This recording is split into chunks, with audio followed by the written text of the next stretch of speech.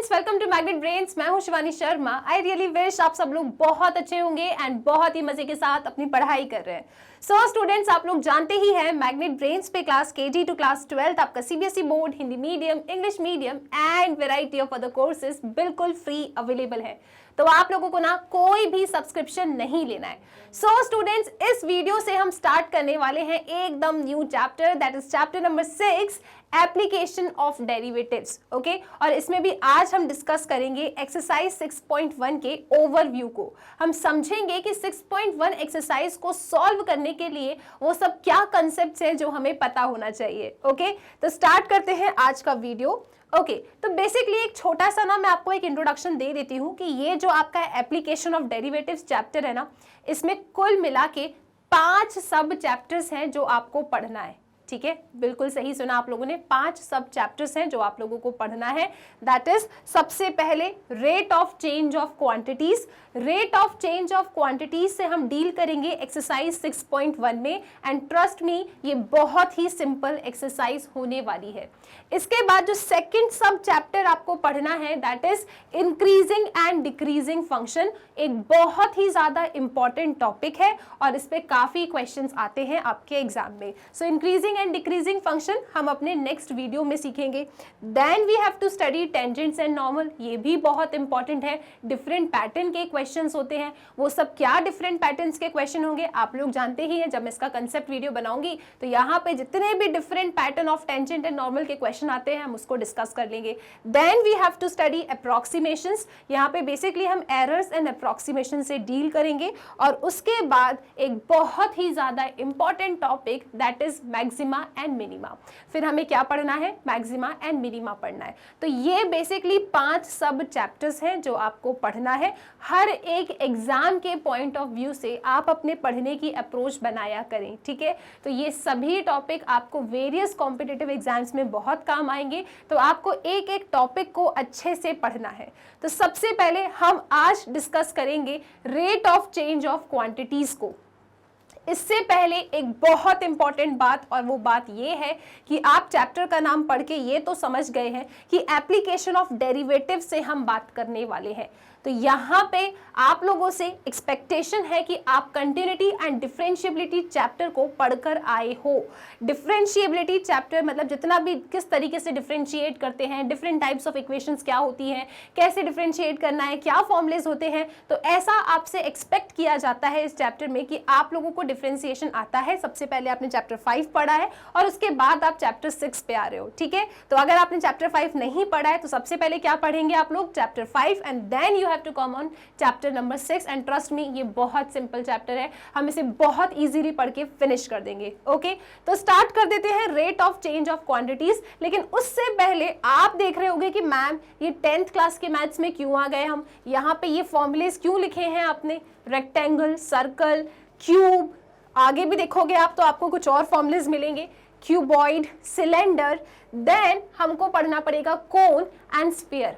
तो यहाँ पे ये फॉर्मूलेस क्या कर रहे हैं? अरे इन फॉर्मूलेस का बहुत ज़्यादा यूज होता है rate of change of quantities वाले चैप्टर में। ठीक है, तो ये सभी फॉर्मूलेस जितने भी मैंने आपको बताए ना, इन सब फॉर्मूलेस को आपको याद करना है। ठीक है, तो जो 10th क्लास में आपने सरफेस एरिया एंड वॉल्यूम सीखा था, कोन का क्या रेडियस होता है, कोन का क्या स्लैंट हाइट है, what is the volume of cone, what is the volume of cylinder, total surface area या सरफेस एरिया क्या होते हैं इन फिगर्स के, तो ये सब आपको याद होना चाहिए। क्योंकि अगर आपको फॉर्मूलेस याद होंगे तभी आप क्वेश्चन को टारगेट कर सकते हो। तो rate of change of quantities पे आने से पहले जो 10th क्लास में आपने फॉर्मूलेस सीखे थे, एक बार जल्दी से इन फॉर्मूलेस को अपन रिकॉल कर लेते हैं। ठीक है, क्योंकि ये फॉर्मूलेस बहुत इंपॉर्टेंट है।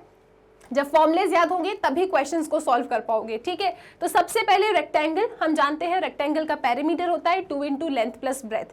ठीक है, तो कोई भी आप लेंथ मान लो, किसी को भी ब्रेथ मान लो। ठीक, so this is my length और ये इसकी ब्रेथ हो गई। तो 2 इंटू एल प्लस बी आपको रेक्टेंगल का पेरीमीटर देता है। ठीक है, पेरीमीटर लेंथ होता है, तो जो भी इसका यूनिट होगा क्या होगा? मीटर होगा या सेंटीमीटर होगा। ठीक, एरिया ऑफ रेक्टेंगल क्या होता है, लेंथ इनटू ब्रेथ, तो length into breadth is area of rectangle. Trust me, इन्हीं फॉर्मुलेस पे क्वेश्चंस है, तो ऐसा मत सोचो कि 10th का मैथ्स क्यों पढ़ रहे हैं, अरे 10th का मैथ्स सबसे प्यारा मैथ्स था, याद करो ना, ठीक है, लेकिन ये फॉर्मुलेस याद करने हैं, क्वेश्चंस में हेल्पफुल है, राइट, ओके। फिर बात करते हैं सर्कल की। सर्कल का सर्कमफेरेंस क्या होता है, 2 pi r, where r is the radius. Circumference again क्या होता है, लेंथ ही होता है, तो यहाँ पे भी जब आप यूनिट लिखेंगे तो मीटर या सेंटीमीटर लिखने वाले हो। उसके बाद area of circle, area of a circle क्या होता है, पाई r स्क्वायर होता है। जब आप इसकी यूनिट लिखेंगे तो क्या लिखेंगे, सेंटीमीटर स्क्वायर या मीटर स्क्वायर। मैम आप बार बार ये यूनिट के बारे में चर्चा क्यों कर रहे हो कि सेंटीमीटर स्क्वायर या मीटर स्क्वायर, क्योंकि इसके पीछे भी ना एक कहानी है। काफी क्वेश्चंस में से ना आप यूनिट को पढ़ के चीजों को डिकोड करोगे कि इनने क्या गिवन, क्या दिया है, तो इसीलिए मैं एक बार ना यूनिट भी डिस्कस करा रही हूं। अगर सर्कमफेरेंस है ठीक है, 2 पाई r फॉर्मूला होता है, लेकिन पीछे यूनिट क्या लिखोगे, क्वेश्चन मीटर में है तो मीटर लिखोगे, सेंटीमीटर में है तो सेंटीमीटर लिखोगे। एरिया, एरिया ऑफ सर्कल क्या होता है, पाई r स्क्वायर होता है। Area of circle is pi r square, पीछे यूनिट क्या लिखोगे, या तो मीटर स्क्वायर या तो सेंटीमीटर स्क्वायर, जिसमें भी इनने दिया है आपको क्वेश्चन, ठीक है, मतलब कुल मिला के मीटर स्क्वायर, स्क्वायर आता है। फिर क्यूब से बात करते हैं, ये रहा आपका क्यूब। क्यूब का टोटल सरफेस एरिया, अच्छा देखो, rate of change of quantity में जितने भी आपसे एरिया के बारे में बात करेंगे ना, तो वो लोग टोटल सरफेस एरिया से ही बात करते हैं। लेटरल सरफेस एरिया तो ऐसे ही साइड में लिख दिया, सो दैट अब ये याद कर रहे हो तो एक बार इसको भी रिकॉल कर लो, ठीक है। पेपर में टोटल सरफेस एरिया शब्द बोले या सिर्फ सरफेस एरिया शब्द बोले, एक ही चीज है, कंफ्यूज नहीं होना है। लेटरल सरफेस एरिया की आपके 12th क्लास के मैथ्स में कहीं पे भी जिक्र नहीं किया गया है, लेकिन स्टिल फॉर्मूला है, देखना था तो एक बार बस देख लो। आपको टोटल सरफेस एरिया और वॉल्यूम जरूर पता होना चाहिए, ठीक है। सो टोटल सरफेस एरिया पूछे आपसे क्यूब का, या आपसे सरफेस एरिया ऑफ क्यूब पूछे, फॉर्मूला क्या होता है, 6 into a square where a represent the side of the cube। तो ये a क्या है, आपके क्यूब की साइड है, ठीक है। तो सरफेस एरिया पूछे या टोटल सरफेस एरिया पूछे, एक ही बात है, which is equal to 6a square.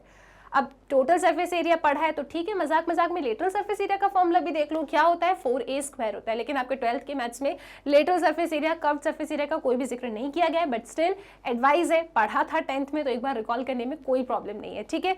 इसके बाद आप देखेंगे volume of a cube. Cube की वॉल्यूम क्या होती है, a cube, side into side into side, तो दैट इज, वो क्या देता है आपको, क्यूब की वॉल्यूम देता है, ठीक है। तो ए क्या है, आपके क्यूब के साइड है, तो what is the volume of cube, A cube, that's it.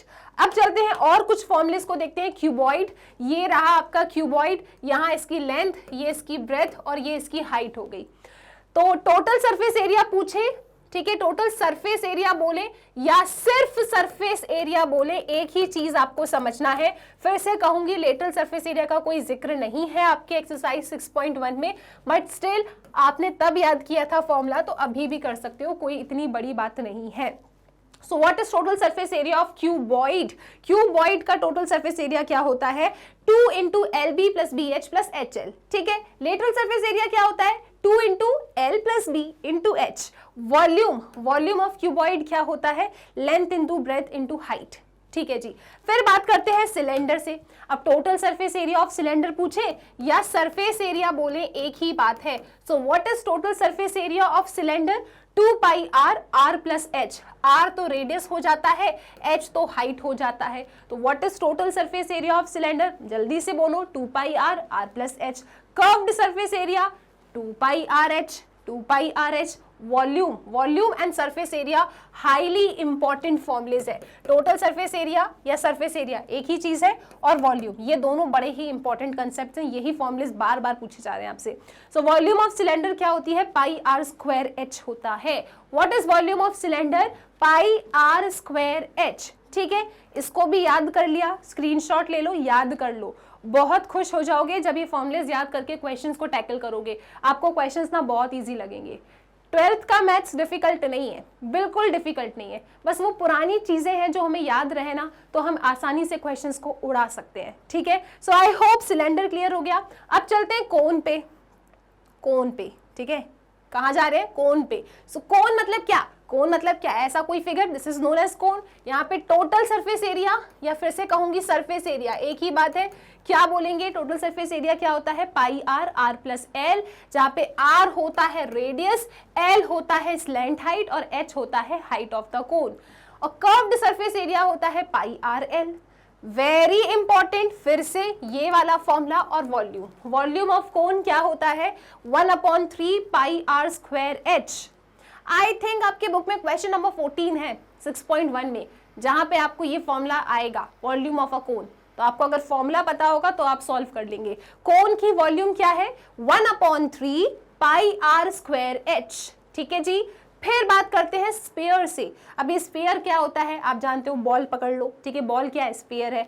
तो what is surface area of a sphere 4 pi are square, तो इसका आर हो जाता है रेडियस। तो surface area of a sphere क्या होता है 4 पाई आर स्क्वायर, और उससे भी ज्यादा इंपॉर्टेंट फॉर्मूला है volume of a sphere which is equal to 4/3 pi R cube, where R stands for the radius.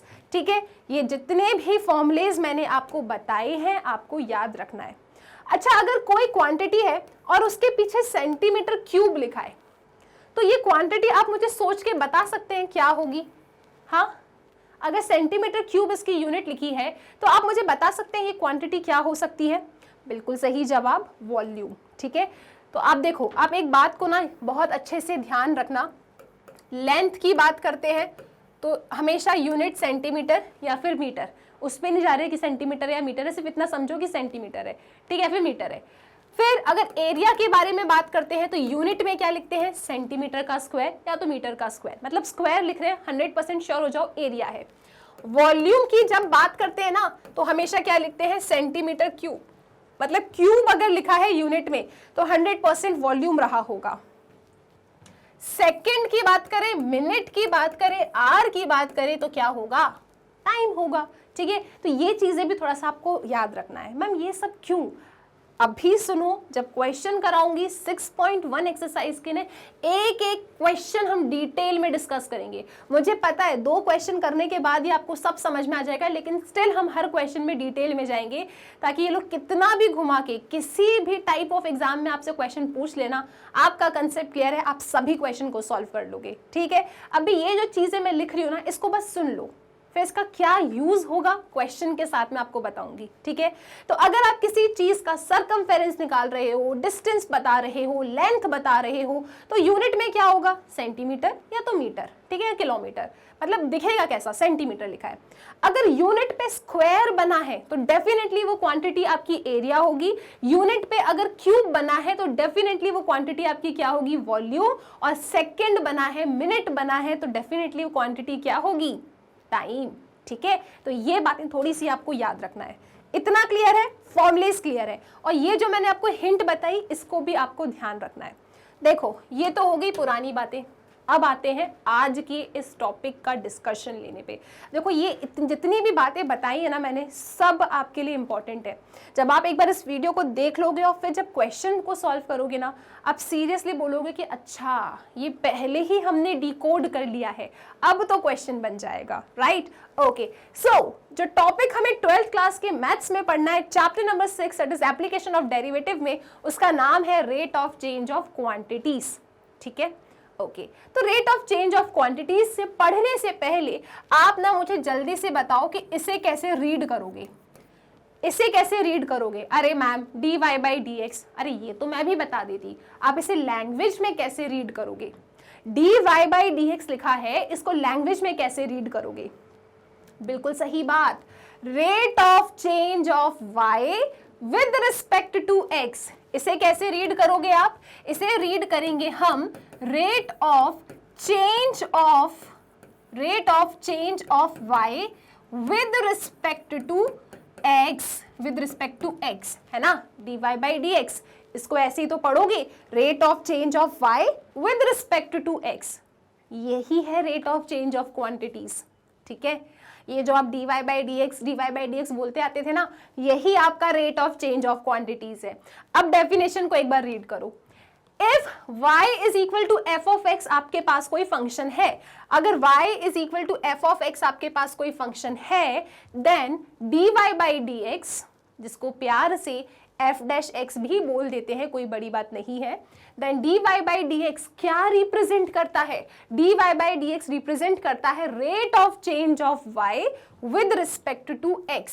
ठीक है, ये चीज तो मैंने आपको चैप्टर नंबर 5 में ही सिखा दिया था कि dy बाई डी एक्स, ये तो हम शॉर्ट में बोलते रहते हैं। अगर इसको अच्छे तरीके से बोलेंगे तो क्या बोलेंगे? Rate of change of y with respect to x। ठीक है जी, तो यही आपका rate of change of quantity है।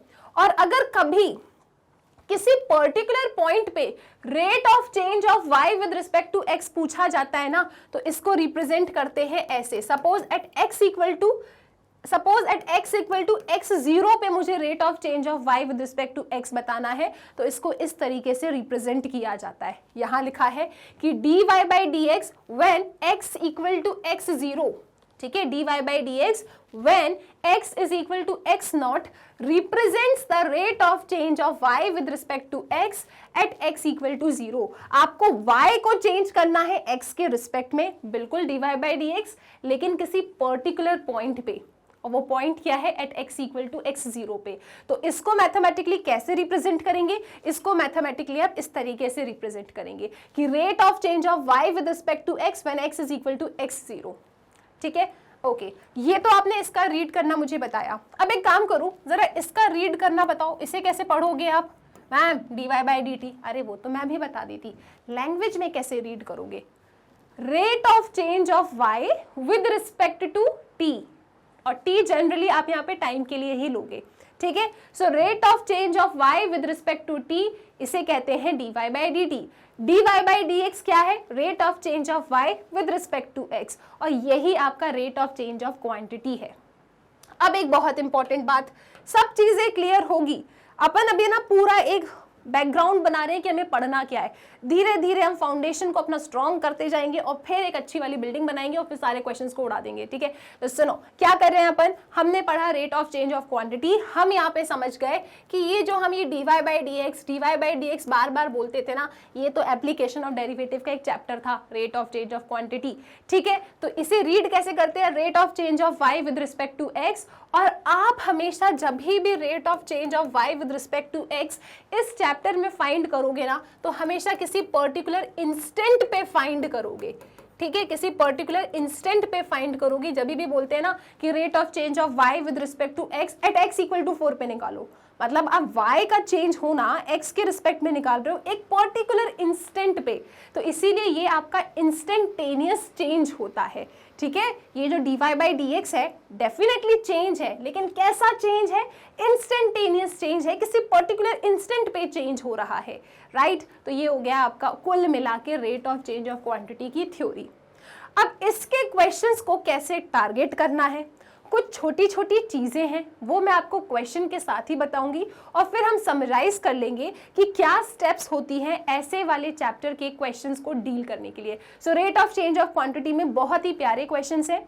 क्या हमारी अप्रोच होती है, क्या वो छोटी छोटी बातें हैं जो हमें पता होना चाहिए, ये सब हम डिकोड करेंगे लेकिन क्वेश्चन के साथ, and then we will summarize कि हमने क्या पढ़ा है। ओके, आई होप ये पॉइंट क्लियर है। राइट, चलो देखते हैं अपन कुछ एग्जाम्पल। तो एग्जाम्पल को रीड करें आप। Find the rate of change of the area of a circle with respect to its radius r when r is equal to 5 centimetre.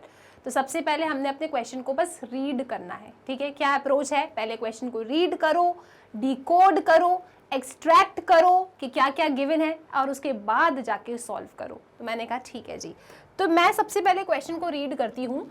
Find the rate of change of area of a circle. तो इस question में कौन सा figure है? Circle है ma'am. ठीक है, किसके बारे में बात कर रहे हैं? एरिया के बारे में बात कर रहे हैं। ठीक है जी, एरिया है, सर्कल है, और with respect to its radius, और एक वेरिएबल रेडियस है। तो सबसे पहले क्वेश्चन को रीड करने के बाद आप ये एक्सट्रैक्ट करेंगे कि इसमें कौन सा फिगर है। तो इसमें क्या है? सर्कल है, तो आप यहाँ पे सर्कल बना लो, और उसके बाद डिकोड करेंगे कि कौन कौन सी क्वांटिटी के बारे में बात कर रहे हैं। तो ये लोग बात कर रहे हैं रेडियस के बारे में, और बात कर रहे हैं एरिया के बारे में।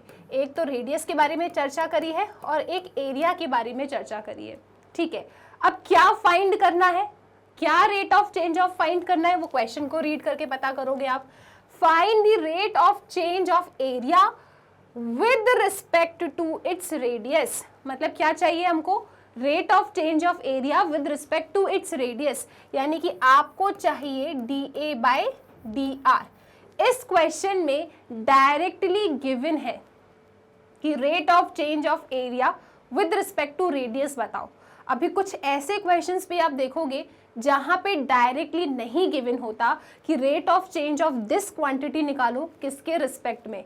तो ऐसे वाले क्वेश्चंस में क्या होता है वो मैं तब बताऊंगी, लेकिन ये क्वेश्चन तो एकदम डायरेक्ट था, क्या कि rate of change of area with respect to its radius, यानी कि आपको dA by dr निकालना है, ठीक है, राइट, ओके। और इसके बाद क्योंकि आप जो ये rate of change of quantity पढ़ रहे हो ना, ये एक इंस्टेंटेनियस चेंज है, तो किसी पर्टिकुलर इंस्टेंट पे आपसे rate of change of area with respect to radius पूछेंगे, और वो पर्टिकुलर इंस्टेंट क्या है कि जब रेडियस आपकी 5 सेंटीमीटर हो, मतलब dA by dr when r is equal to 5 centimetre, ये आपको निकालना है।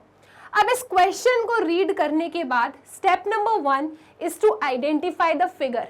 आप ये पता करें कि इस क्वेश्चन में कौन सा फिगर है, ठीक, हमने पता कर लिया सर्कल है।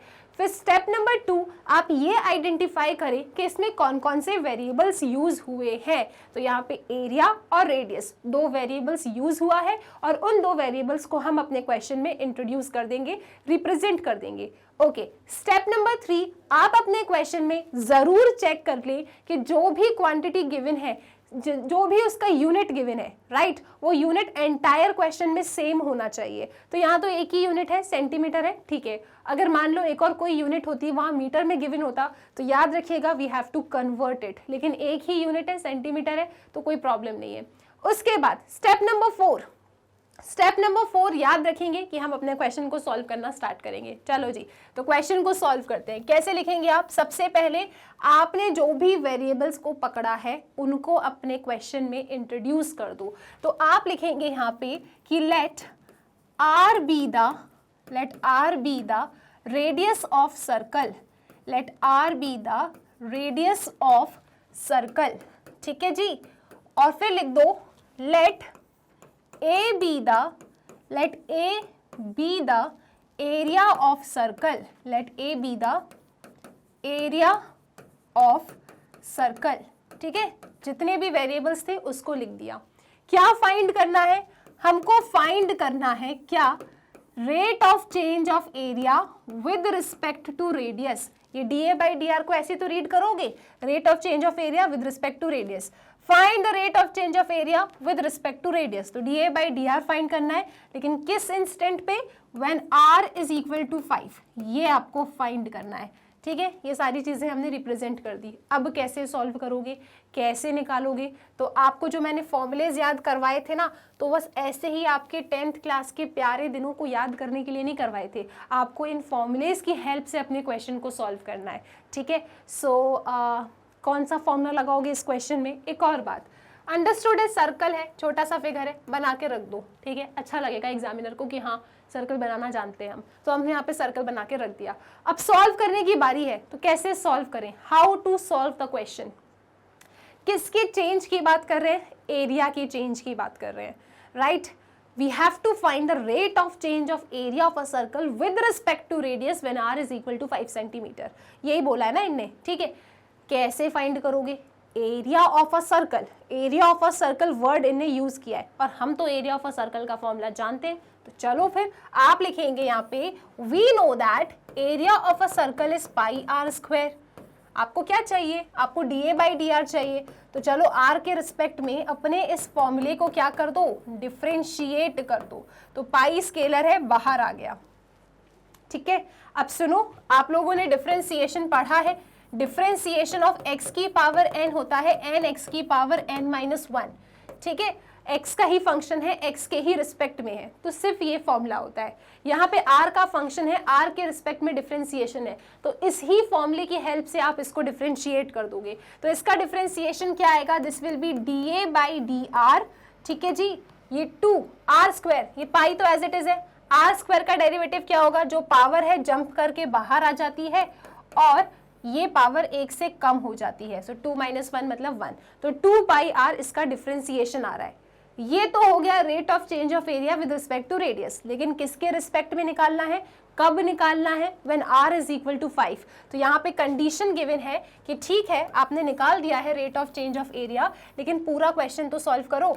आपको dA बाई dr फाइंड करना है when r is equal to 5 पे। तो यहाँ पे r की जगह पे 5 रखो तो कितना हो जाएगा, 5 2 10, 10 पाई। ठीक, तो ये आपका आंसर आ गया। लेकिन अगर आप फुल मार्क्स का सपना देखते हैं तो आप इतने पे नहीं रुकेंगे, आपको यहाँ पे यूनिट भी लिखना होगा। तो जो लास्ट स्टेप है ना आपके इस क्वेश्चन को सॉल्व करने की, वो लास्ट स्टेप क्या है कि after finding the rate of change of area with respect to radius when r is equal to 5 centimetre, always write the rate, आपका यूनिट, हमेशा यूनिट लिखें। तो यहाँ पे क्या यूनिट लिखोगे आप, तो यूनिट लिखना बहुत आसान होता है। यहाँ पे क्या है, एरिया है, और अभी दोस्त 3 सेकंड पहले मैंने आपको कहा था लेंथ होगा तो सेंटीमीटर लिखोगे या मीटर लिखोगे, जो भी क्वेश्चन गिवन है। एरिया है तो स्क्वायर में लिखोगे, वॉल्यूम है तो क्यूब में लिखोगे, टाइम है तो सेकंड मिनट आज जो भी गिवन है वैसा लिखोगे। तो यहाँ पे किसका चेंज हुआ है, एरिया का। ऊपर क्या लिखा है, एरिया। क्वेश्चन सेंटीमीटर में था तो आंसर भी किस में आएगा, सेंटीमीटर में। एरिया है तो यूनिट क्या होगा, सेंटीमीटर स्क्वायर। डिवाइड में है स्लैश बना दो, नीचे क्या है, रेडियस, रेडियस की यूनिट क्या है, सेंटीमीटर। तो ये आपके इस क्वेश्चन का फाइनल आंसर आया है। So rate of change of area of a circle with respect to radius when radius is equal to 5 centimetre is coming out to be 10 pi centimetre square per centimetre. ये आपका question अब होता है समाप्त। आई really wish कि एक एक चीज आप इस क्वेश्चन में समझ गए कि how to start the question. सबसे पहले सिर्फ अपनी रीडिंग स्किल को चेक करना, एक बार क्वेश्चन को बस रीड कर लेना, क्योंकि बहुत समय बाद स्टोरी प्रॉब्लम पढ़ रहे हो, ठीक है। तो रीड करो, हो सकता है पहली बार में कुछ समझ में ना आए, लेकिन जब दूसरी बार आप रीड करोगे तो आपकी अप्रोच होनी चाहिए कि कौन सा फिगर है इस क्वेश्चन में, उस फिगर को बाहर निकालो। सर्कल है तो सर्कल बनाओ, स्फीयर है तो स्फीयर बनाओ, सिलेंडर है तो सिलेंडर बनाओ। तो सर्कल था, हमने सर्कल बना दिया, ठीक है। फिर इन्हें क्या क्या बात की है, एरिया और रेडियस। तो एरिया और रेडियस आप लिख के रख लेंगे। क्या चाहिए, क्वेश्चन को रीड करके समझ जाओगे। Rate of change of area with respect to radius चाहिए, मतलब डीए बाई डी आर चाहिए। लेकिन क्योंकि rate of change of quantity जो आप पढ़ रहे हो, यहाँ पे जो चेंज होता है that is an instantaneous change, तो कोई ना कोई कंडीशन गिवन होगा। तो D A by D R when R is equal to 5 पे आपको ये क्वेश्चन फाइंड करना था। तो सबसे पहले इतना सब पढ़ने के बाद वेरिएबल्स को इंट्रोड्यूस करोगे, क्या फाइंड करना है वो लिखोगे। जो फाइंड करना है उसका फॉर्मूला जानते हो, एरिया का फॉर्मूला क्या होता है, सर्कल का एरिया क्या होता है, पाई आर स्क्वायर। बस इसी को डिफरेंशिएट करना है, इसी में वैल्यूज डालना है, इसीलिए क्लास 10th के फॉर्मूलेस डिवाइस करवाए थे। आई होप, आई विश ये क्वेश्चन क्लियर है। Done, okay.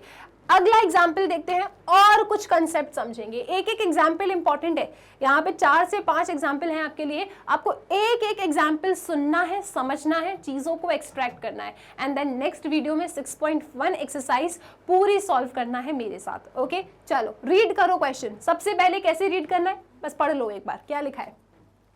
The volume of a cube is increasing at a rate of 9 cubic centimeter per second. How fast is the surface area increasing when the length of an edge is 10 centimeters? ठीक है, पढ़ के देख लिया हमने। अब हम maths के तरीके से पढ़ेंगे। मैथ्स के तरीके से कैसे पढ़ते हैं, डिकोड कर करके पढ़ते हैं। सबसे पहले वॉल्यूम की बात करी है मैम, ठीक है। फिगर क्या है, क्यूब है, ये इंक्रीज कर रहा है। अब 2 शब्द, यहाँ पे एक नया पैटर्न समझोगे आप क्वेश्चन का। कभी कभी आप क्वेश्चन में देखोगे इंक्रीजिंग, कभी कभी देखोगे डिक्रीजिंग। ये इंक्रीजिंग डिक्रीजिंग बड़ी काम की चीज है, इसको अंडरलाइन करके रखो। इसका क्या यूज है वो मैं क्वेश्चन के साथ आपको बताऊंगी, लेकिन याद रखो कि इंक्रीजिंग डिक्रीजिंग पे भी आपको ध्यान रखना है, ठीक है। कुछ नहीं, इंक्रीजिंग है मतलब जो भी आपका चेंज हो रहा है पॉजिटिव लेना है, डिक्रीजिंग होता तो जो भी चेंज हो रहा है उसे नेगेटिव लेना होता, ठीक है। तो यहाँ पे हमने देखा कि इंक्रीजिंग है, हमने इसको लिख दिया, right. The volume of a cube is increasing at a rate of 9 cubic centimeter per second. कुछ चेंज हो रहा है at a rate of, क्या चेंज हो रहा है, वॉल्यूम चेंज हो रहा है। कैसे, at a rate of 9 cubic centimeter per second। अब यहाँ पे इंग्लिश में लिख दिया है cubic centimeter per second। Maths में कैसे लिखोगे इसको लिखोगे 9 सेंटीमीटर क्यूब पर सेकेंड। इसका मतलब यही तो है, राइट, ओके। चलो पढ़ लिया, आगे चलो। क्या चाहिए तुमको, how fast is the surface area. मैंने आपको कहा था सरफेस एरिया आपके 12th क्लास के मैथ्स में जब भी वर्ड यूज होगा इसका मतलब टोटल सरफेस एरिया है। लेटर सरफेस एरिया अगर होगा तो स्पेसिफिकली मेंशन किया जाता है, ठीक है। सरफेस एरिया का मतलब क्या है? Total surface area. So how fast is the surface area increasing when the length of an edge is 10 centimetre. जब लेंथ ऑफ एन एज क्या है? 10 सेंटीमीटर है। तो सबसे पहले चीजों को पढ़ लिया, काफी चीजें समझ में आ गई है। अब क्या करेंगे? स्टेप नंबर 1, जो भी फिगर क्वेश्चन में यूज हुआ है रफ वर्क में आप उसे बना दें। क्यूब है ना, तो चलो जी क्यूब बना देते हैं, ठीक है। हमको क्यूब बनाना आता है तो हमने यहाँ पे क्यूब बनाया, ठीक है। क्या क्या वेरिएबल्स के बारे में बात करी है इनने बात करी है वॉल्यूम के बारे में, और इन लोगों ने बात करी है सरफेस एरिया के बारे में। ये सब लिख लो आप, surface area, volume, surface area, length of an edge, मतलब एज के बारे में बात करी है। तो ये कुछ चीजें हैं जो वेरिएबल्स हैं इस क्वेश्चन में यूज हुआ है, तो हमने वो वेरिएबल्स भी लिख लिया, ठीक है। अब आपको कुछ गिवन है इस क्वेश्चन में। इस क्वेश्चन में जब आप रीड करते हो ना, क्या फाइंड करना है? एक बार रीड करो। How fast is the surface area increasing.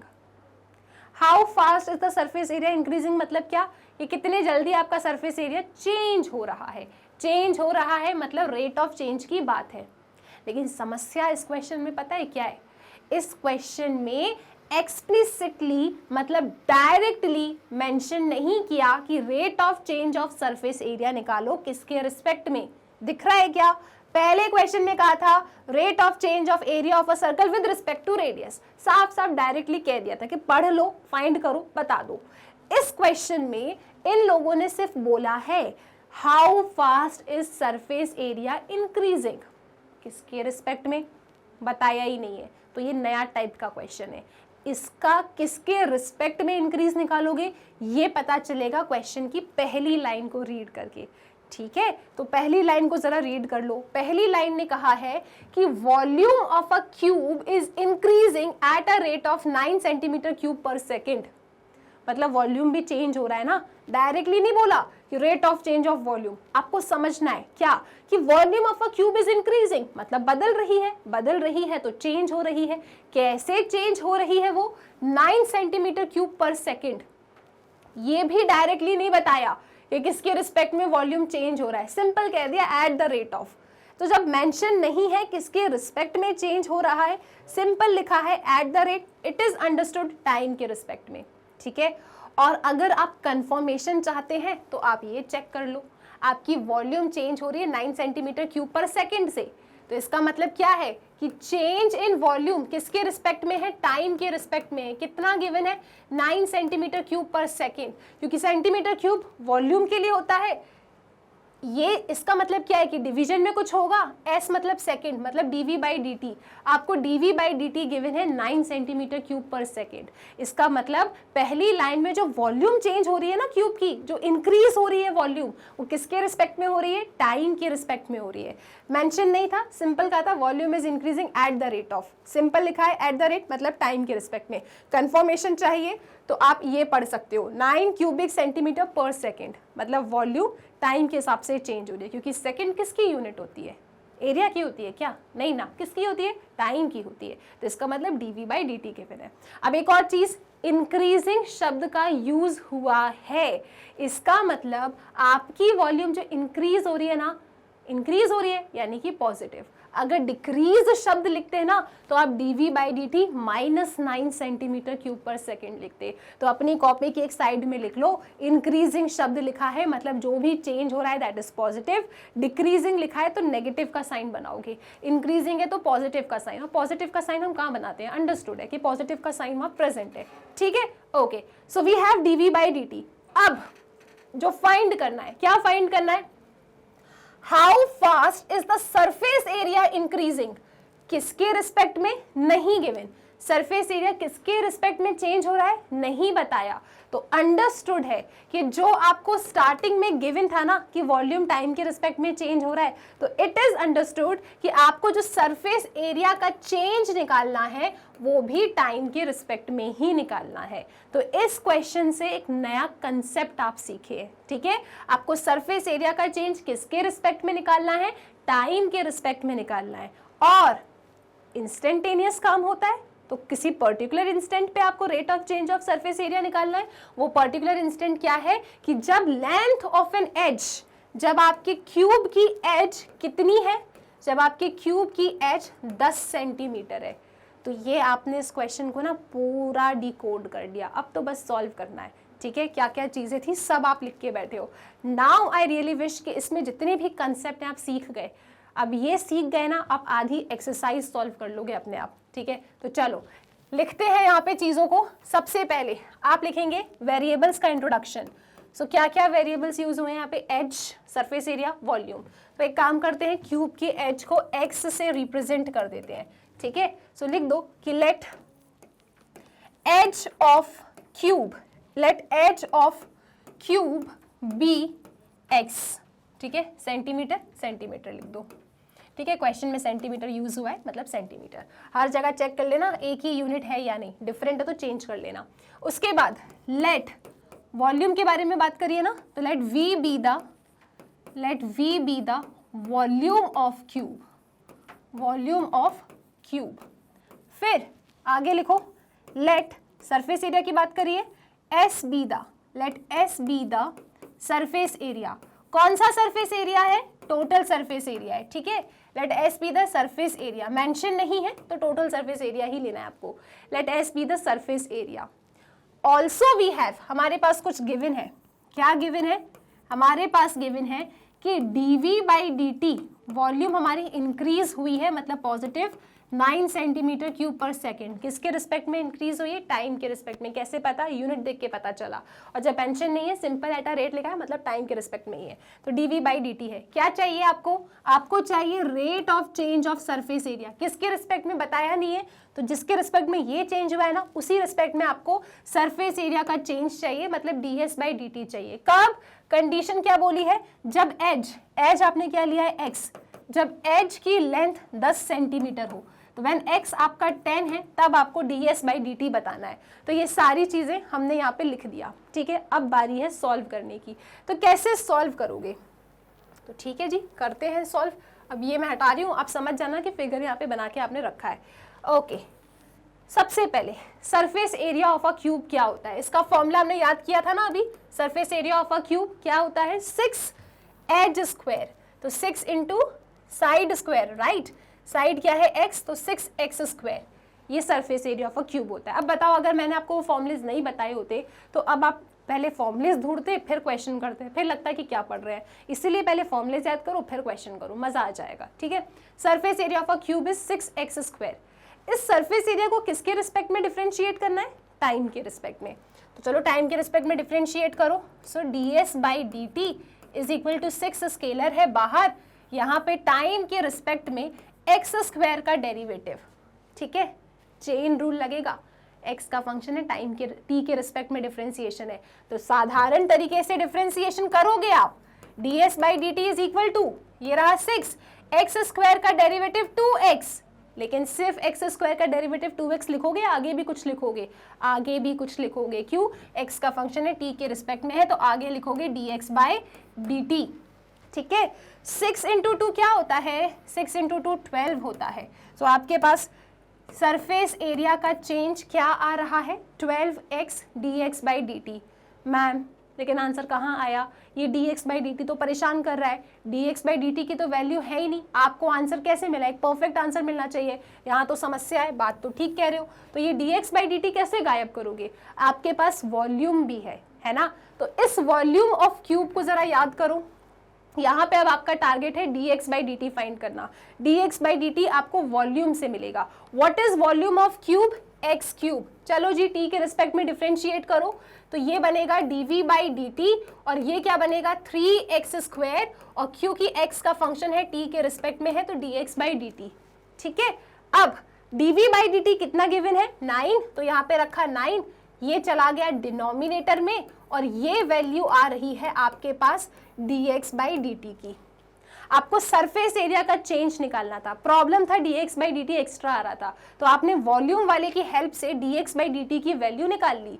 यहाँ पे dx बाई dt की value 9 by 3x square substitute कर दो, तो ये बनेगा 12x into 9 by 3x square.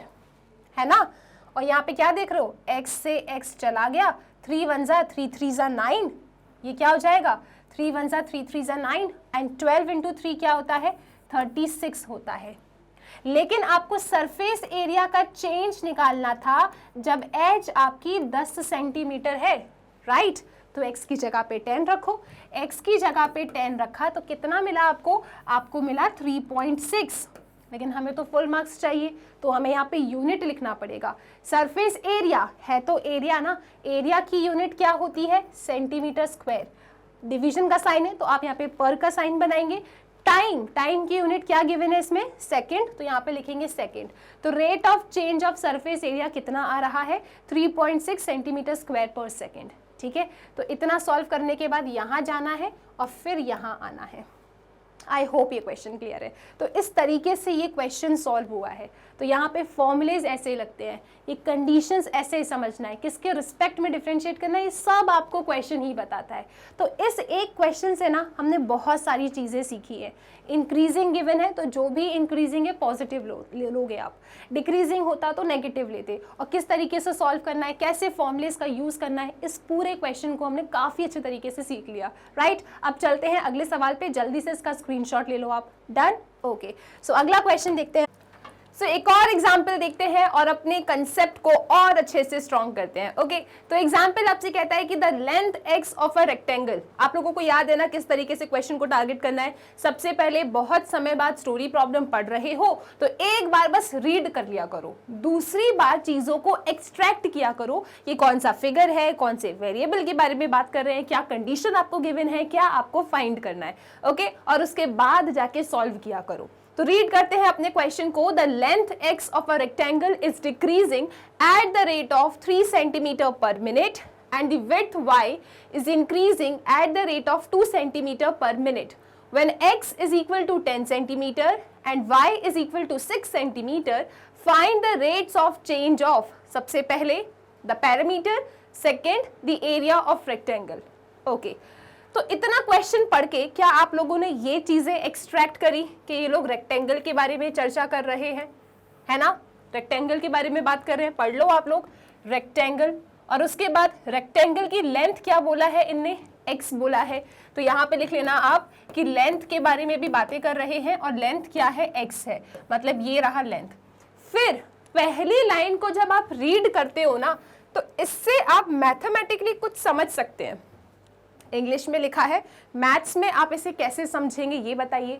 The length x of a rectangle is decreasing, decreasing increasing शब्द को अंडर एस्टिमेट ना करें, ठीक है। The length x of a rectangle is decreasing at the rate of 3 centimetre पर मिनट, ये इनने बोला है। मतलब जो रेक्टेंगल है ना उसकी लेंथ क्या हो रही है, चेंज हो रही है, क्योंकि डिक्रीज हो रही है। लेकिन किसके रिस्पेक्ट में चेंज हो रही है ये इन लोगों ने डायरेक्टली मेंशन नहीं किया, सिर्फ इतना कह दिया कि एक रेक्टेंगल है उसकी लेंथ चेंज हो रही है, डिक्रीज हो रही है। तो डिक्रीज हो रही है मतलब चेंज हो रही है। And rate of change of quantity को ही हम क्या कहते हैं, डिफरेंशिएशन के फॉर्म में लिखते हैं। तो यहाँ पे किसके रिस्पेक्ट में आपकी रेक्टेंगल की लेंथ डिक्रीज हो रही है, it is not mention directly, लेकिन जब हम अपने क्वेश्चन को अच्छे से रीड करेंगे ना तो हम समझ जाएंगे कि लेंथ किसके रिस्पेक्ट में चेंज हो रही है।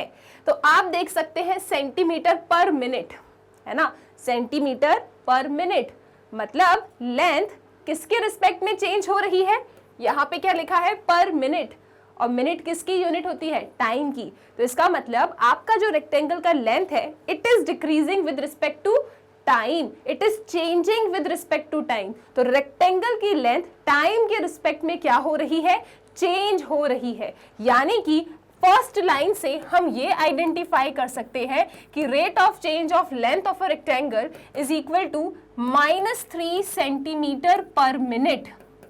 किसी को ये डाउट है कि मैंने माइनस का साइन क्यों बनाया, माइनस का साइन इसीलिए बनाया क्योंकि यहाँ पे डिक्रीजिंग लिखा है। So length, rate of change of length of a rectangle किसके रिस्पेक्ट में चेंज हो रहा है, टाइम के रिस्पेक्ट में चेंज हो रहा है। So we have dx by dt is equal to -3 centimetre पर मिनट।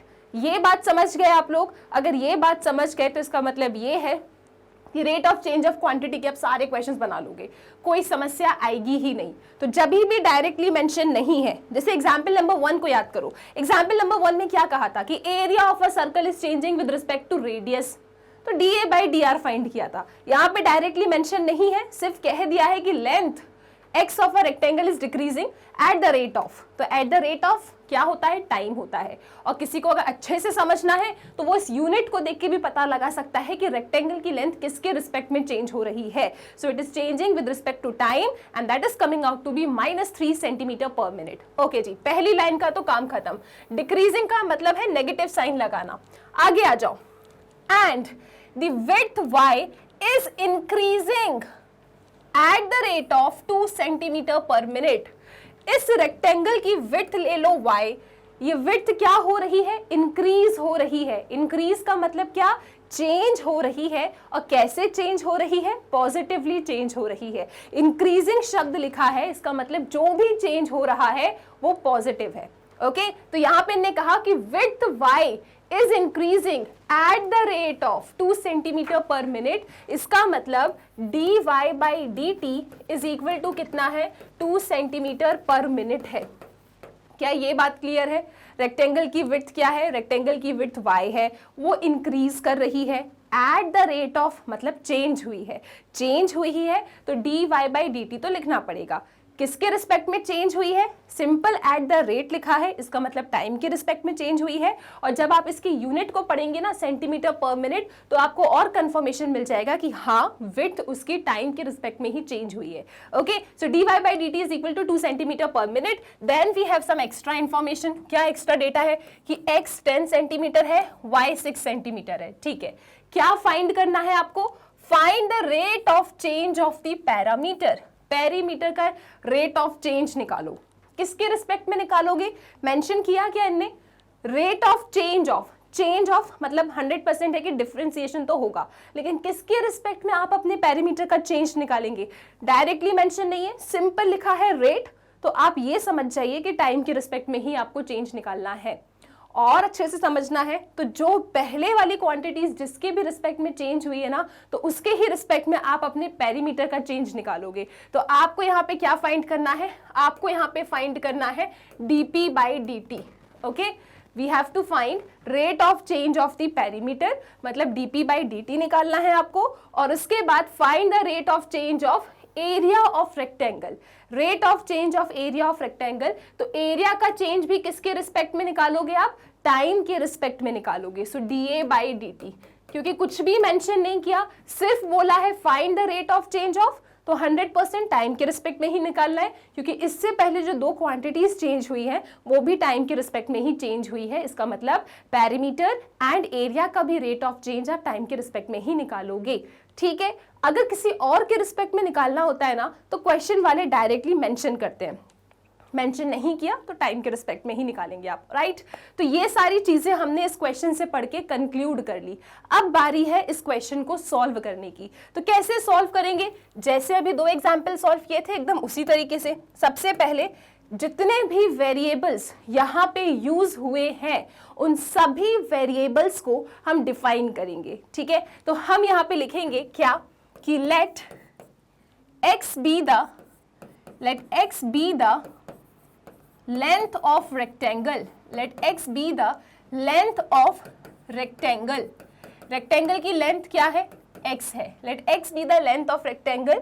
उसके बाद let y be the width of rectangle, let y be the width of rectangle। इसके बाद क्या लिखेंगे आप? इसके बाद लिखेंगे कि let, अब आपको पेरीमीटर और एरिया भी चाहिए तो इन वेरिएबल्स को भी डिफाइन करना पड़ेगा। तो आप लिखेंगे let p be the perimeter of rectangle। ये सब लिखना पड़ेगा, let p be the perimeter of rectangle। फिर let a be the area of rectangle। ठीक है, तो ये सभी वेरिएबल्स को आप डिफाइन कर दो। कैसे? Let x be the length of the rectangle, let y be the width of the rectangle, let p be the perimeter of rectangle, let a be the area of rectangle. क्योंकि जो check करेगा copy उसको सपना थोड़ी आएगा कि आपने p for perimeter लिया या a फॉर एरिया लिया, तो we have to define, right? Story problem है। तो हमने सबसे पहले क्या किया? सारे वेरिएबल्स को डिफाइन किया। अब हम लिखेंगे कि हमारे पास क्या है इस क्वेश्चन में। तो आप लिखेंगे we have in the given question, हमारे पास क्या है इस क्वेश्चन में। सो आप लिखेंगे we have change in perimeter, है ना? नहीं, वो तो फाइंड करना है मैम, सॉरी। तो चेंज इन लेंथ है आपके पास। लेंथ कैसे चेंज हुई है? डिक्रीज हुई है, मतलब -3 सेंटीमीटर पर मिनट, -3 सेंटीमीटर पर मिनट। फिर आपके पास क्या है? विड्थ भी चेंज हुआ है आपका, कैसा? इंक्रीज हुआ था, 2 सेंटीमीटर पर मिनट। तो dy/dt आप लिखेंगे 2 सेंटीमीटर पर मिनट, ठीक है जी। फिर क्या फाइंड करना है आपको? सबसे पहले आपको फाइंड करना है, अच्छा एक और डेटा गिवन है हमारे पास, एक और डेटा गिवन है कि x हमारे पास 10 सेंटीमीटर है, कहीं ना कहीं यूज होगा इनका, और y हमारे पास कितना है? y हमारे पास 6 सेंटीमीटर है। So we have x 10 centimetre, y 6 centimetre, ठीक है। अब क्या करना है? अब जो फाइंड करना है उस पर अटैक करो। सबसे पहले इस क्वेश्चन ने कहा है कि आप हमें rate of change of perimeter बताएं, मतलब dp/dt बताओ। तो मैंने कहा ठीक है, बिल्कुल बता देंगे rate of change of perimeter. अब याद करो, इसी वीडियो के स्टार्टिंग में हमने 10th क्लास को रिविजिट किया था। हमने देखा था कि 10th क्लास में हमने कुछ सरफेस एरिया एंड वॉल्यूम के फॉर्मूलेस पढ़े थे। तो वो इसीलिए पढ़े थे क्योंकि क्वेश्चंस में ना बीच बीच में यूज होंगे वो फॉर्मूले। सो पेरीमीटर ऑफ रेक्टेंगल क्या होता है अगर हमें पता है तो हम क्वेश्चन को स्टार्ट कर सकते हैं। What is perimeter of rectangle? तब तक मैं लिख देती हूँ वी नो दैट। बताएं जरा आप लोग। पेरीमीटर ऑफ रेक्टेंगल होता है 2 इंटू लेंथ प्लस ब्रेथ, तो 2 इंटू एक्स प्लस वाई, ठीक है जी। तो what is perimeter of rectangle? 2 into X plus Y. फिर इसको डिफरेंशिएट कर दो टाइम के रिस्पेक्ट में, ठीक है। तो टाइम के रिस्पेक्ट में डिफरेंशिएट करोगे तो dp/dt, 2 आपका स्केलर है, बाहर रखो। x का डिफरेंशिएशन टाइम के रिस्पेक्ट में dx/dt, y का डिफरेंशिएशन टाइम के रिस्पेक्ट में dy/dt। हमको rate of change of perimeter चाहिए ना, बिल्कुल मिलेगा। देखो जी, dp/dt इज इक्वल टू 2। अब आप देखें जरा, dx/dt आपके पास है, कितना है? -3, प्लस dy/dt भी आपके पास है, कितना? 2। अच्छा, एक चीज और बहुत अच्छे से ध्यान रखिएगा कि यहाँ पे जितने भी यूनिट है, जैसे आप देख सकते हैं x 10 सेंटीमीटर, ये भी सेंटीमीटर, इधर सेंटीमीटर, ये भी सेंटीमीटर, इन सब की यूनिट भी सेम होनी चाहिए। अगर सेम नहीं है तो आप सेम बना लिया करो, ठीक है, ये बहुत बड़ी चीज़ नहीं है। तो यहाँ पे सब कुछ सेम था तो कोई समस्या आई नहीं। फिर से देखें, डिक्रीजिंग है तो -3 लिया, इंक्रीजिंग था तो +2 लिया। ये साइन आपको लेने हैं, अदरवाइज आपका आंसर गलत आने लगेगा, ठीक है। यहाँ पे लेंथ आपकी डिक्रीज कर रही थी तो -3 लिखना is very very important. Width आपकी इंक्रीज कर रही थी तो +2, ओके। तभी यहाँ पे -3 और +2 कितना देगा आपको? -1 देगा। तो आपके पास कितना आया? यहाँ पे चेक करें अगर अपन, सो dp/dt कितना आ रहा है? दिस इज 2 -1, इसका मतलब क्या? -2। और यहाँ पे आपको यूनिट भी लिखना पड़ेगा, यूनिट के भी मार्क्स होते हैं क्योंकि। तो rate of change of perimeter -2, लेकिन क्या -2? यूनिट भी लिखो। तो पेरीमीटर एक लेंथ होती है, इसका मतलब सेंटीमीटर, ठीक है। टाइम मिनट में गिवन था तो मिनट लिखेंगे आप। तो इसका मतलब rate of change of perimeter कितना आ रहा है? -2 सेंटीमीटर पर मिनट। यानी आपका जो पेरीमीटर है रेक्टेंगल का वो डिक्रीज कर रहा है, किस मैग्नीट्यूड से? 2 सेंटीमीटर पर मिनट के मैग्नीट्यूड से, ठीक है। तो यहाँ पे this is rate of change of perimeter, it is decreasing. I hope ये क्वेश्चन क्लियर है। यूनिट लिखना भी आ गया आप लोगों को, पेरीमीटर की यूनिट, क्योंकि सब कुछ सेंटीमीटर में था तो यहाँ भी सेंटीमीटर। टाइम की यूनिट मिनट में गिवन थी तो ये भी आप मिनट में लिखेंगे। सो -2 सेंटीमीटर पर मिनट। इसके बाद इस क्वेश्चन के सेकंड पार्ट पे चलते हैं। सेकंड पार्ट आपसे कहता है कि rate of change of area निकालिए। तो rate of change of area कैसे निकालेंगे आप? See, rate of change of area of rectangle, rectangle के एरिया का रेट निकालिए चेंज होने का। तो किसके रिस्पेक्ट में चेंज होगा? टाइम के रिस्पेक्ट में। डायरेक्टली मेंशन नहीं है तो जितनी भी जो चीजें ऑलरेडी टाइम के रिस्पेक्ट में चेंज हुई थी तो ये अंडरस्टूड है। और सिर्फ अगर रेट शब्द लिखा है, अंडरस्टूड है कि रेक्टेंगल का एरिया भी आप टाइम के रिस्पेक्ट में ही चेंज निकालेंगे। सो dA/dt आपको इसमें फाइंड करना है। तो आप कहोगे मैम बिल्कुल हम डीए बाई डी टी बता देंगे, आप हमें एरिया ऑफ रेक्टेंगल बता दो। तो मैंने कहा ठीक है। So what is area of rectangle? Area of rectangle होता है लेंथ इनटू ब्रेथ, ठीक है। टाइम के रिस्पेक्ट में डिफरेंशिएट कर दो, तो ये क्या होगा? DA by D T. अब यहाँ पे डिफरेंशिएशन कैसे करेंगे? दो फंक्शन इनटू में है तो आपको प्रोडक्ट रूल लगाना है, तो यहाँ पे प्रोडक्ट रूल लगाएंगे तो क्या मिलेगा? First differentiation of second plus second differentiation of first, ठीक है जी। तो ये डीए बाई डी टी क्या आएगा आपके पास? First differentiation of second plus second differentiation of first. अब यहाँ पे वैल्यूज रख दो आप, तो this will be D A by D T is equal to, अब याद करो यहाँ पे इनने आपको x और y भी दिया था, तो यहाँ पे हम अपने x एंड y की वैल्यूज भी सब्स्टिट्यूट कर देंगे। तो x कितना है? 10 centimetre. dy by D T कितना है आपके पास? पॉजिटिव 2 सेंटीमीटर पर मिनट। तो अभी सॉल्व कर रहे हैं तो सिर्फ 2 लिखो आप। y कितना है आपके पास? 6 and dx by D T कितना है? -3। तो आप लोगों के पास rate of change of area कितना आ रहा है? So D A by D T is coming out to be 10 2 ज़ा 20, 6 3 ज़ा 18, मतलब कितना? 2, ये आ रहा है +2। इसकी यूनिट क्या होगी? तो देखो यूनिट कैसे लिखते हैं, यहाँ पे एरिया लिखा है ना, तो एरिया की यूनिट के लिए आप सेंटीमीटर स्क्वायर लिखोगे, क्योंकि जब भी आपको एरिया की यूनिट लिखना होता है तो स्क्वायर लिखा जाता है, स्क्वायर यूनिट ऐसे ही बोलते हैं ना। तो यहाँ पे सेंटीमीटर था तो सेंटीमीटर स्क्वायर। नीचे लिखा है टाइम, तो आप बनाएंगे स्लैश, टाइम के लिए यूनिट क्या होती है? मिनट, तो यहाँ पे लिखेंगे 2 सेंटीमीटर स्क्वायर पर मिनट। यानी जो एरिया ऑफ अ रेक्टेंगल है वो क्या हो रहा है? वो इंक्रीज हो रहा है। आई रियली विश ये क्वेश्चन क्लियर है। अच्छा, एकदम ना सेम टू सेम इसी पैटर्न का क्वेश्चन आप एक्सरसाइज में देखोगे, राइट? और नेक्स्ट वीडियो बहुत जल्दी मिलेगा जहां पे जितने भी 18 क्वेश्चन है आपके एक्सरसाइज में, हम एक एक क्वेश्चन को सॉल्व करेंगे। तो इस क्वेश्चन में क्या हुआ?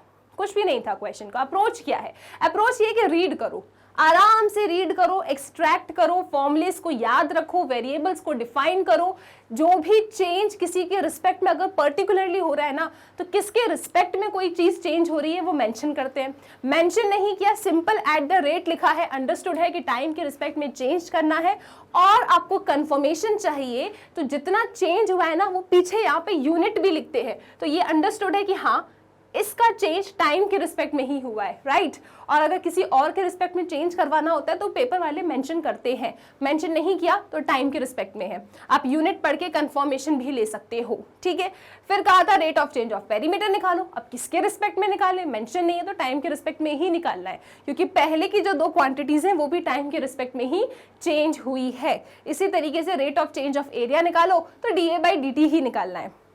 सबसे पहले वेरिएबल्स को डिफाइन, जो गिवन है उनको लिखो। डिक्रीजिंग है तो जो भी डिक्रीज हुआ है नेगेटिव के साइन के साथ ही लिखेंगे। जो भी चीज इंक्रीज हुई है, अंडरस्टूड है पॉजिटिव है, पॉजिटिव का साइन नहीं बनाते लेकिन अंडरस्टूड है, इंक्रीज मतलब पॉजिटिव, डिक्रीज हुई है तो आपको नेगेटिव का साइन बनाना ही पड़ता है, ठीक है जी। इसके बाद rate of change of perimeter ये रखा है आपके पास, फॉर्मूला पता था, बस डिफरेंशिएशन करना था। Rate of change of area formula पता था, प्रोडक्ट रूल जानते थे, डिफरेंशिएट किया और वैल्यूज को सब्स्टिट्यूट कर दिया। आई रियली विश ये क्वेश्चन क्लियर है। चलते हैं एक नए क्वेश्चन की तरफ, ठीक है जी, ओके राइट। सो एक और एग्जाम्पल देखते हैं अपन। सो नेक्स्ट एग्जाम्पल आपके सामने है, रीड कर ले आप, बहुत ही सिंपल क्वेश्चन है ये वाला भी। The total cost in rupees associated with the production of x units of an item is given by this। आपने x यूनिट ऑफ आइटम्स का प्रोडक्शन किया तो कितनी टोटल कॉस्ट आई, वो टोटल कॉस्ट निकालने के लिए ये फंक्शन है। यहाँ पे ये x क्या रिप्रेजेंट करता है कि आपने कितने यूनिट ऑफ आइटम्स को प्रोड्यूस किया है, production of the x units of item, ठीक है। तो इनको x यूनिट्स को बनाने के लिए कितना टोटल कॉस्ट लगा, वो टोटल कॉस्ट जो है इस फंक्शन के द्वारा गिवन है, ठीक है, ओके। अब find the marginal cost when 3 units are produced. आपको मार्जिनल कॉस्ट निकालना है जब 3 यूनिट्स प्रोड्यूस हुए हैं, क्योंकि आपको पता है ये जो rate of change of quantity आप पढ़ते हो ना, ये किसी इंस्टेंट पे निकाला जाता है। तो आपको मार्जिनल कॉस्ट निकालना है जब 3 यूनिट्स आपके प्रोड्यूस हुए हैं, ठीक है। जहां पे ये जो मार्जिनल कॉस्ट है, अब हम तो साइंस वाले हैं ना, तो थोड़ा सा लगता है कि ये किस बारे में बातें कर रहे हैं, ठीक है। ठीक है, सबको पता है वैसे व्हाट इज मार्जिनल कॉस्ट, क्या होता है marginal cost means we mean the instantaneous rate of change of total cost at any level of output. So marginal cost क्या होता है, instantaneous rate of change of total cost at any level of output, मतलब कितना change हुआ है total cost का with respect to the number of units produce, उसे हम कहते हैं marginal cost. That's it, simple. मैं आपको बताती हूँ, आपको ना कोई स्ट्रेस नहीं लेना है, बहुत सिंपल क्वेश्चन है। अभी इसी का एकदम मिलता जुलता आप एक रेवेन्यू वाला क्वेश्चन भी देखोगे और एक ये कॉस्ट वाला क्वेश्चन, कुछ भी नहीं है इसमें। अब जैसा मैं कह रही हूँ उसको आप बस बहुत ध्यान से सुनो, ठीक है। यहाँ पे हमारे पास है एक टोटल कॉस्ट का फंक्शन, ठीक है। तो जब आप x यूनिट्स प्रोड्यूस करते हो ना, तो उस x यूनिट्स को प्रोड्यूस करने का क्या टोटल कॉस्ट आया है, वो फंक्शन आपके पास यहाँ पे इस c ऑफ x से गिवन है। आप बस हमें मार्जिनल कॉस्ट निकाल के दे दो, तो हम बिल्कुल दे देंगे, हमको बस फॉर्मूला बता दो आप। तो मैंने कहा ठीक है, सुनो फॉर्मूला। मार्जिनल कॉस्ट का फॉर्मूला होता है rate of change of total cost, ठीक है। टोटल कॉस्ट को c ऑफ x से लिखा है ना, और ये क्या है, rate of change of total cost with respect to the number of units produced, with respect to the number of units produced. तो देखो ना, with the production of x units, तो इनने खुद ही दिया है आपको, दोनों टोटल कॉस्ट भी दिया है और x यूनिट्स प्रोडक्शन है ये बताया है। तो MC क्या होगा, rate of change of total cost with respect to the number of units produced. तो कितने यूनिट प्रोड्यूस हुए हैं, x यूनिट प्रोड्यूस हुए हैं, तो MC क्या होगा, rate of change of total cost with respect to the number of units produced. मतलब आपको कुछ नहीं करना, आपको बस इस फंक्शन को x के रिस्पेक्ट में डिफरेंशिएट कर देना है, ठीक है। बस आपको x के रिस्पेक्ट में क्या कर देना है, इस फंक्शन को डिफरेंशिएट कर देना है, and we will get what is our marginal cost. किसी पर्टिकुलर इंस्टेंट पे चाहिए, वो इंस्टेंट क्या है कि जब when 3 units are produced, production किससे डिनोट किया है, x से। तो जब आपको निकालना है marginal cost when 3 units are produced, मतलब आपको क्या निकालना है, rate of change of total cost with respect to number of unit produced, और उस इंस्टेंट पे निकालना है जब आपने 3 यूनिट्स प्रोड्यूस किए हैं। तो अब बस आपको ये फाइंड करना है इस क्वेश्चन में, इतनी सी ही बात है, ठीक है, कुछ खास नहीं है इसमें। तो यहाँ पे आपको ये नहीं सोचना है कि मैम हमने तो साइंस में ये पढ़ा ही नहीं है, तो क्या हुआ, आपको पता होना चाहिए व्हाट इज मार्जिनल कॉस्ट। नहीं पता तो अभी पता चल गया, राइट, ओके। चलो फटाफट डिफरेंशिएट करते हैं, इस क्वेश्चन को फिनिश करते हैं।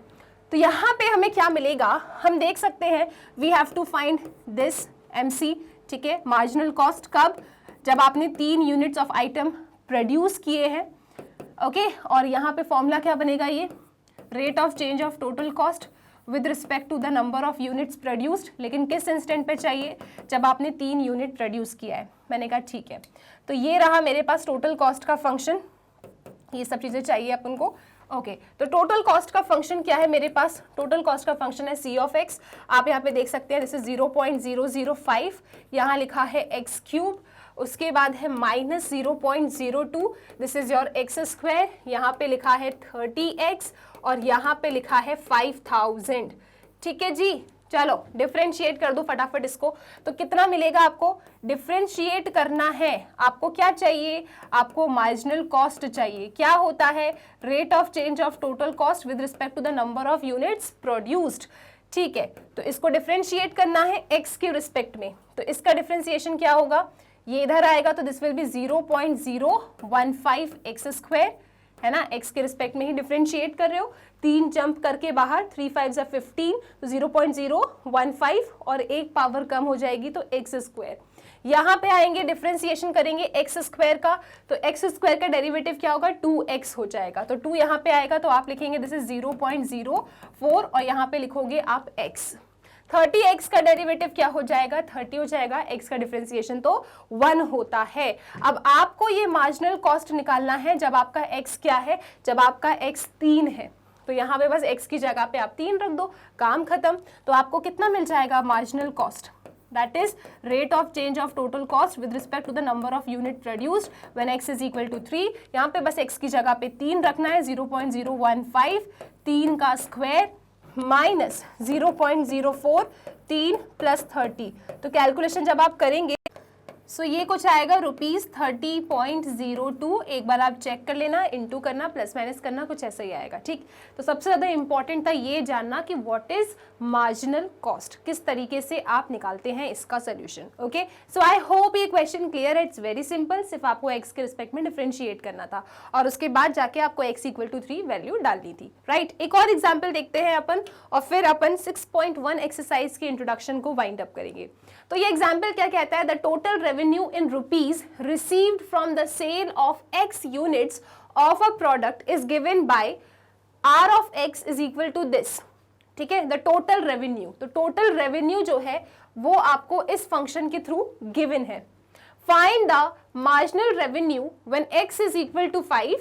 ओके, जहां पे ये क्या होता है, मार्जिनल रेवेन्यू का मतलब होता है we mean that rate of change of total revenue with respect to the number of items sold at any instant. तो वेरी सिंपल क्वेश्चन, सी यहाँ पे आपको क्या गिवन है, total revenue in rupees received from the sale of x units of a product is given by this. मतलब आपको total revenue given है, कितनी है वो, 3x² प्लस 36x प्लस 5, ये आपको टोटल रेवेन्यू गिवन है। जब आपने x यूनिट ऑफ आइटम्स को सेल किया ना, from the sale of x units of product, जब आपने x यूनिट्स ऑफ प्रोडक्ट को सेल किया तो आपको जितनी रेवेन्यू मिली वो रेवेन्यू इस फंक्शन के थ्रू गिवन है। तो x क्या है, number of items, number of products sold. ठीक है, what is x, x is the unit of product जिसको आपने सेल किया है। Right, sale of x units of product. अब आपको क्या फाइंड करना है, यहाँ पे आपको फाइंड करना है मार्जिनल रेवेन्यू, और ये क्या होता है, this is rate of change of total revenue with respect to the number of products sold. ठीक है, with respect to the number of products sold, with respect to the number of items sold. तो कितने items को sale किया है, x unit को sale किया है। तो MR क्या होगा, rate of change of total revenue with respect to the number of items sold. ठीक है, ओके, तो मतलब कुछ नहीं करना, आपको बस इसको x के रिस्पेक्ट में डिफरेंशिएट करना है। लेकिन आपको ये जो फाइंड करना है ना, ये किसी पर्टिकुलर इंस्टेंट पे फाइंड करना है। तो आपको ये MR कब चाहिए, जब आपका x = 5 हो, जब आपने 5 यूनिट ऑफ आइटम्स को सेल किया है, उस मोमेंट पे आपको MR चाहिए। ठीक है, so what is MR, rate of change of revenue, rate of change of total revenue with respect to the number of items sold. ठीक है, तो व्हेन x = 5 पे, तो इसका मतलब क्या, अपने इस फंक्शन को x के रिस्पेक्ट में डिफरेंशिएट करो। तो ये क्या होगा, 6x प्लस 36, सिंपल सा डिफरेंशिएशन। x² का डेरिवेटिव क्या होगा, 2x, 2 × 3 क्या हो गया, 6x, और ये क्या हो गया, 36 हो गया। अब यहाँ पे बस x की जगह पे 5 रख दो आप। तो जब x की जगह पे 5 रखोगे तो 6 × 5 = 30 और ये क्या है, 36। तो आपको कितना मिला, आपको मिला ₹66। तो 66 रुपीज आपको मिल रहा है। ठीक है, so what is MR in this case, ₹66। I hope ये क्वेश्चन क्लियर है। तो ये लोग कुछ भी पूछे ना, मार्जिनल कॉस्ट पूछे या फिर रेवेन्यू पूछे, बस आपको पता होना चाहिए कि x के रिस्पेक्ट में डिफरेंशिएट करना है। यहाँ पे x क्या है, नंबर ऑफ यूनिट्स सोल्ड। ठीक है, तो what is MR, rate of change of total revenue with respect to the number of unit sold. मतलब x के रिस्पेक्ट में डिफरेंशिएट करो, x की जगह पे 5 रखो, आपको मिल जाएगा आंसर। ठीक है, आई होप ये क्वेश्चन क्लियर है। और इसके साथ एक्सरसाइज 6.1 को पढ़ने के लिए, एक्सरसाइज 6.1 को सॉल्व करने के लिए जितने भी इंपॉर्टेंट कंसेप्ट्स थे ना, उन सभी कंसेप्ट्स को हम लोगों ने डिस्कस कर लिया है। अब आप लोग बिल्कुल रेडी हो एक्सरसाइज 6.1 को सॉल्व करने के लिए। नेक्स्ट वीडियो बहुत जल्दी आपको मिलेगा, जहां पे जितने भी क्वेश्चंस है ना, हम हर एक क्वेश्चन को फिर से कंसेप्ट के साथ समझकर सॉल्व करेंगे, सो दैट उस पैटर्न पे बेस्ड कोई भी क्वेश्चन आ जाए ना, आप आसानी से अपने एग्जाम में हर एक क्वेश्चन को सॉल्व कर लो। Okay, so I really wish कि एप्लीकेशन ऑफ डेरिवेटिव, जिसमें 5 चैप्टर हैं, उसमें से आपका पहला chapter that is rate of change of quantity पक्का हो चुका है। और कल हम नेक्स्ट वीडियो में आगे के जितने भी क्वेश्चंस हैं 6.1 एक्सरसाइज के, वो सॉल्व कर लेंगे और फिर इस सेक्शन को वाइंड अप करके अपने next section of application of derivative पे आएंगे, ठीक है। सो आई रियली विश आपने इस वीडियो को एंजॉय किया होगा। स्टूडेंट्स, आप जानते हैं मैग्नेट ब्रेन्स की वेबसाइट है जिसे आप गूगल पे जाके magnetbrains.com डाल के सर्च कर सकते हैं। तो जब आप सर्च करेंगे आपके सामने किस टाइप का पेज ओपन होगा। आप यहाँ पे एक्सप्लोर टॉप कोर्सेज के सेक्शन में जब विजिट करेंगे ना, तो आप यहाँ देखेंगे आपकी जितनी भी क्लासेस है इधर एकदम प्रॉपर फॉर्मेट एंड सीक्वेंस में अरेंज्ड है। तो अगर आप क्लास 12th पढ़ना चाहते हैं, यहाँ पे जाके बस आपको क्लिक करना है। 12th क्लास में आपके जितने भी सब्जेक्ट्स हैं सब आपको एकदम अरेंज्ड मिल जाएंगे। अगर आप मैथ्स एनसीईआरटी देखना चाहते हैं, बस जाके वॉच नाउ पे आपको क्लिक करना है। देन ये पेज ओपन होगा। हम जितने भी चैप्टर्स को एक्सरसाइज वाइज, कंसेप्ट वाइज पढ़ चुके हैं वो सब आपको इधर अरेंज्ड मिल जाएगा। तो जो भी पढ़ना है ना, बस उसकी लिंक पे करना क्लिक, मैं आपको मिल जाऊंगी पढ़ाते हुए। सो स्टूडेंट्स, पढ़ते रहिए मैग्नेट ब्रेन्स के साथ।